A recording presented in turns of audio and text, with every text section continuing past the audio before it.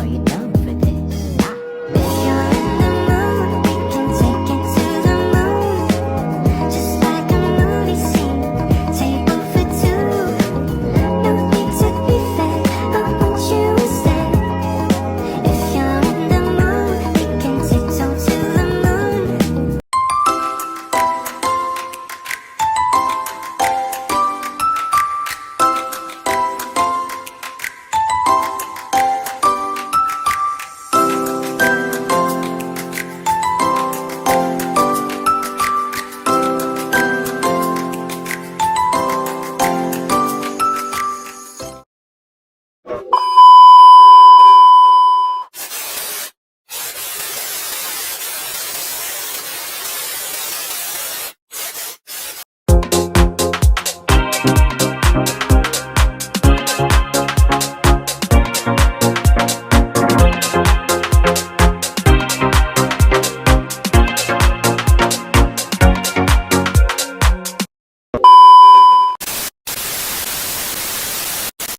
Halo guys, selamat datang di podcast kita hari ini. Di sini kita akan membahas topik yang sangat menarik, yaitu jenis-jenis otot dan mekanisme kontraksi otot. Saya ditemani oleh dua narasumber ahli yang akan membantu kita memahami bagaimana otot bekerja. Di sini ada dua mahasiswa Universitas Muhammadiyah Purwokerto. Ada Kak Salsabila Sita dan ada Kak Novita Zuliana Putri. Mari kita mulai dengan pertanyaan pertama.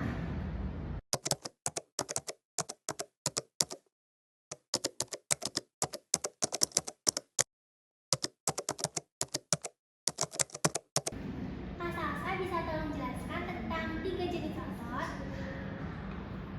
Baik, ada tiga jenis otot dalam tubuh manusia. Yang pertama ada otot polos yang ada di organ dalam yang bekerja tanpa kesadaran. Yang kedua ada otot lurik. Nah, otot lurik ini itu bekerja menggerakkan tubuh secara sadar. Dan yang ketiga ada otot jantung. Otot jantung ini khusus untuk memompa darah.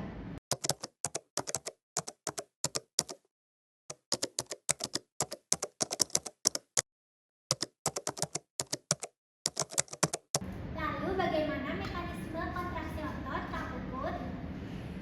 Pada otot lurik, kontraksi terjadi ketika kalsium dilepaskan, memungkinkan protein aktin dan miosin berinteraksi. Pada otot polos dan jantung, prinsipnya mirip, tetapi kecepatannya berbeda.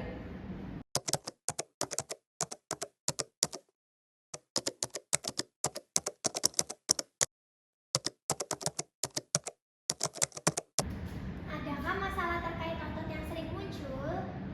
Kram otot sering terjadi di dalam otot lurik karena ketidakseimbangan elektrolit.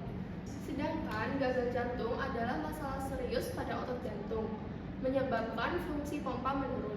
Baik, terima kasih atas penjelasannya. Lanjut ke pertanyaan berikutnya.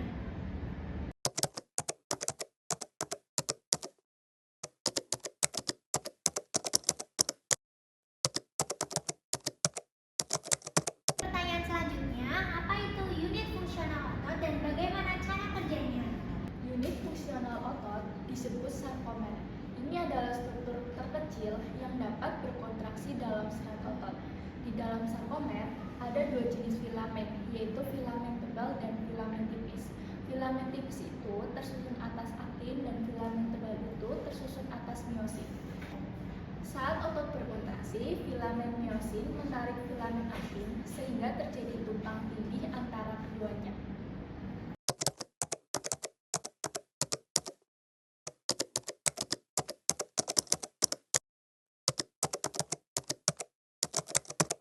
Bagaimana proses itu menghasilkan kontraksi?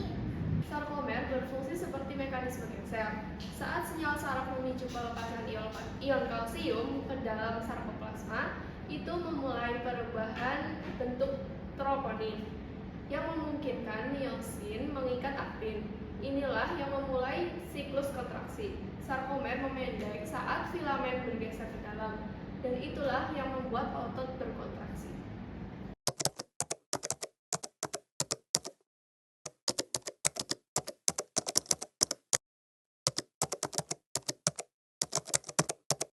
Lalu bagaimana keadaan otot saat relaksasi? kalsium kembali ke dalam retikulum sarkoplasma dan trombomyosin kembali menutupi situs pengikatan pada aktin. Jadi miosin tidak bisa lagi berinteraksi dengan aktin dan otot berhenti berkontraksi. Nah, eksitasi terjadi ketika impuls saraf dari sistem saraf pusat tiba di membran sel otot yang menyebabkan pelepasan kalsium yang memicu interaksi miosin dan aktin.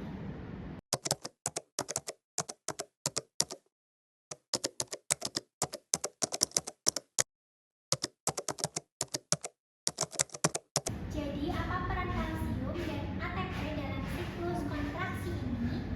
Kalsium sangat penting saat memulai kontraksi karena mengikat troponin yang kemudian memindahkan tropomyosin dari situs pengikatan aktin.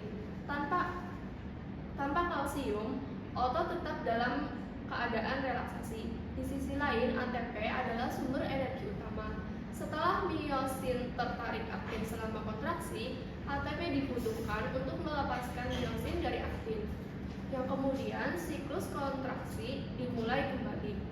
Jika tidak ada ATP, miosin akan tetap terikat pada aktin, yang terjadi pada kondisi rigor mortis.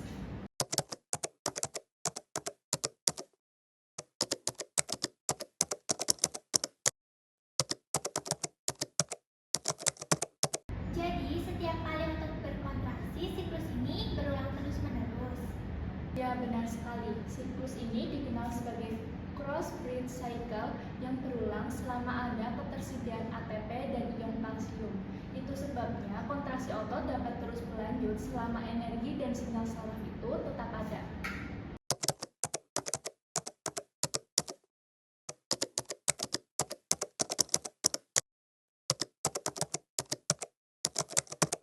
Bicara tentang mekanisme kontraksi otot rangkap atau tetanus, bagaimana fenomena ini dapat terjadi? Otot rangkap atau tetanus terjadi ketika serangkaian impuls saraf datang secara cepat dan berulang-ulang sehingga otot tidak punya waktu untuk berelaksasi di antara impuls. Dalam kondisi ini, kalsium terus dipompa keluar ke dalam sarkoplasma, kemudian mempertahankan kontraksi.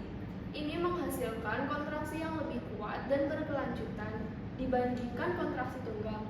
Mekanisme ini sering kita lihat dalam aktivitas fisik intens, seperti saat mengangkat beban dan berlari cepat.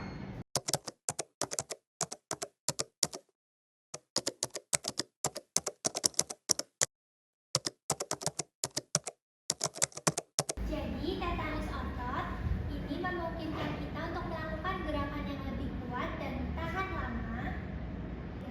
Betul sekali.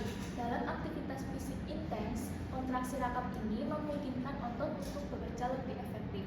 Namun, otot juga perlu waktu untuk beristirahat agar tidak mengalami kelelahan. Baik, jadi untuk perangkum pembicaraan kita, sarkomer adalah unit terkecil yang bertanggung jawab atas kontraksi otot dengan peran penting dari ion kalsium dan ATP. Lalu, ketika ada stimulasi saraf yang terus-menerus, kita bisa mengalami tetanus otot yang memperkuat kontraksi. Tepat sekali. Kalsium dan ATP adalah kunci dalam memfasilitasi siklus kontraksi dan relaksasi otot. Sedangkan rangsangan yang berulang menyebabkan kontraksi rangkap yang lebih kuat. Terima kasih banyak kepada kedua narasumber kita. Informasi yang kalian berikan sangat membantu untuk memahami pemahaman mekanisme kompleks ini. Semoga pendengar bisa mendapatkan pemahaman yang lebih mendalam tentang kontraksi otot. Sampai jumpa di episode selanjutnya. Dadah!